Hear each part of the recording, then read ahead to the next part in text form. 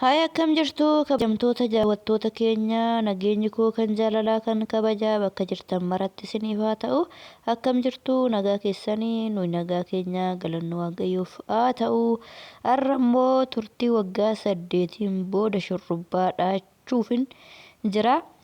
Egaa mee koottaa warra shurrubbaallee dha'uu dandeessanii shaashambaa jechaan jira. Egaa warra shurrubbaa dha'uu dandeessanii mucayyoon kunis shurrubbaan siidha naan jettee anis ajajamee tole jedhe. Garuu immoo ergan shurrubbaa dhaadhee turtii waggaa 8 tureera. Rifeensa kiyya yeroo baay'ee duuba isaa diindina malee rifeensa noormaalii seedhan takka dhaadhee hin beeku. Sababni isaas rifeensi kiyya baay'ee rakkisaadha. Nama rakkisaa namaaf tole hin jedhu. Yeroo dha'ee jettee achiin geessisi inni hiikkata jechuudha. Inni hiikkata wal xaxaa osoo ati rifeensa guutuu kana dhooftee hin fixini inni ati jalqaba tokko buuste lama buuste si duukaa hiikkata.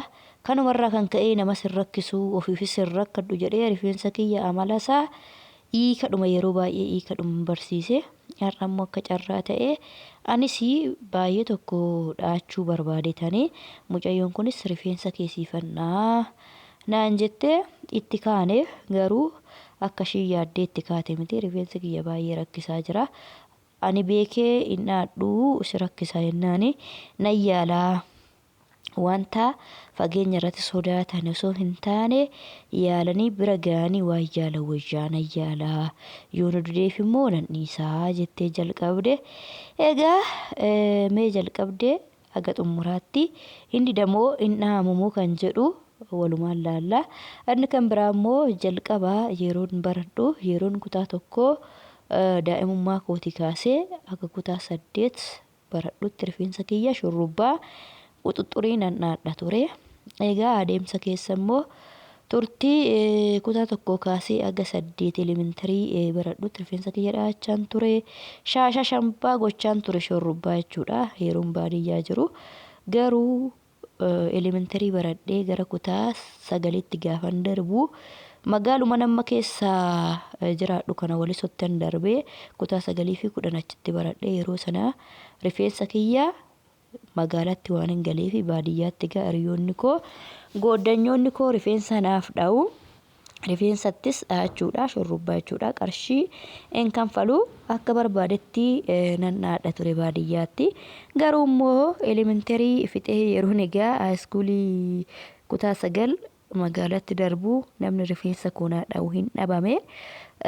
Rifeensa koo kana hiikadhuma tursiise jechuudha yeroo sana.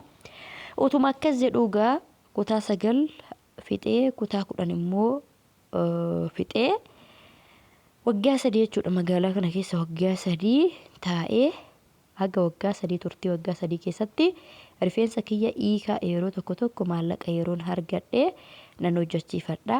Sanaan alatti rifeensa kiyya hiikadhumani taa'a jechuudha. Utuman kanaan jedhuun biyya Arabaa deeme. Biyya Arabaa kanatti immoo cirraashuma jechuudha. Rifeensa kiyya hin dhaadhu yeroo baay'ee hiikadhuma ta'eeti egaa dibata garagaraa nan dibaa biyya Arabaatti jechuudha. Zayituunii, muuzii, abukaadoo wannumni ani rifeensa kiyyaan hin xunne hin jiru jechuudha biyya Arabaatti. Rifeensi kiyya baay'eetti tole biyya Arabaatti namoonni baay'een erga biyya Arabaa deemnee rifeensi keenya nurraa dhumee rifeensi kiyya miidhamee biyya Arabaa kuni bishaan ishii soogiddaa qaba rifeensa keenyaaf hin mijanne jedha harkarraa jiru. Shamarrani ani immoo dhugaa dubbachuudhaaf biyya Arabaa rifeensa kootiif inuma ta'e. Na uqqisee na galche garuu qaama kootiif naaf hin taane sin jedhu galanni waaqaaf haa ta'u keessoon koo nagaa fayyaa kooti garuu rifeensa kooti immoo fataa kan jedhe naaf ta'e jechuudha. Achitti egaa sinitti meeraga kutaa 9 baradhees rifeensa kiyya nama naa dha'u dhabee akkasitti teessisaa bahee sanuma gidduutti egaa biyya Arabaa deemee achitti sin dhaannee fiixeesaa nan diindina jechuudha. Fiixeesaa nan diindinaa baala zanii fa'aa dibee fiixeesaa diindinaa innaan dhiqadhee malee rifeensa kiyya namni naa dha'u hin jiru jechuudha biyya Arabaattis.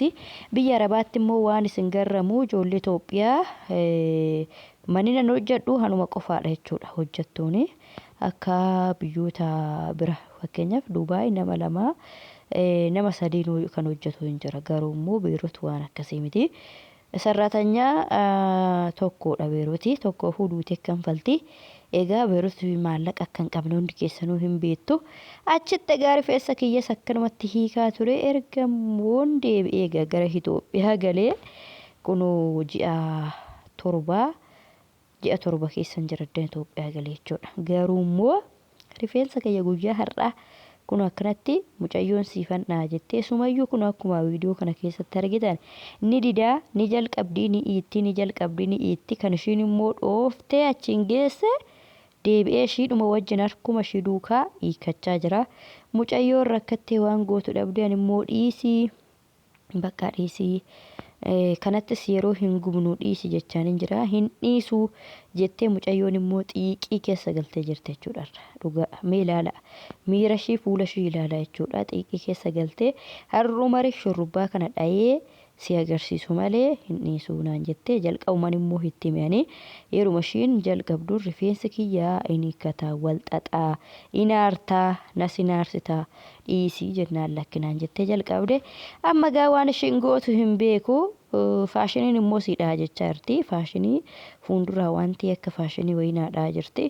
Aniin koo maaluma naa dhoof ta'ee gaafinati ta'een gaggaafachaa jira.